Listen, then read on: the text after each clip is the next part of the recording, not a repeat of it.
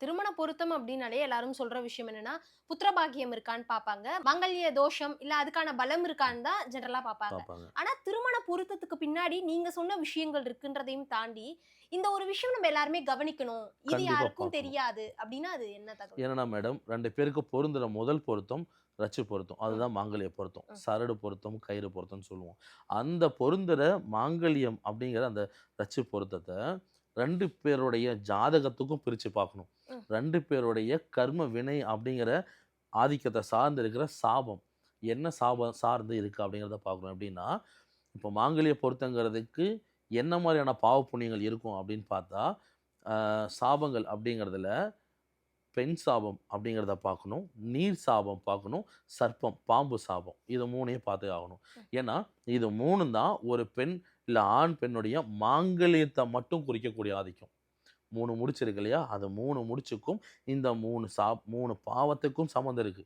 ம். இது பாவமா இருக்கா, புண்ணியமா இருக்காங்கிறத தெரிஞ்சு தான் பொருந்துற அந்த 7 பொருத்தமோ, 8 பொருத்தமோ, 10 பொருத்தத்தில இருக்கிற முதல் பொருத்தமான மாங்கல்ய பொருத்தம், அது ரட்சு பொருத்தங்கிறது பார்க்கும். வச்சு பொருத்தங்கிறது பேசும். அது எத்தன சதவீதம் பேசுங்கிறது வரைக்கும் இதில கண்டுபிடிச்சு சொல்ல முடியும் மேடம். அதுக்கு பிபதி அப்படிங்கிற பெண்ணுடைய ஆதிக்கம், ஷண்மானாங்கிற ஆணுடைய ஆதிக்கம் 2யும் இந்த பொருந்துற மாங்கல்ய பொருத்தத்தோடயும் நம்ம பிரிச்சு பார்க்கணும்.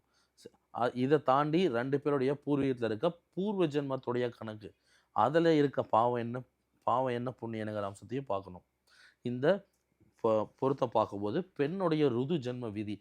அந்த தேதியோ, அந்த கிழமையோ, அந்த நாளோ, இல்ல அந்த மாசமோ பார்க்கணும்.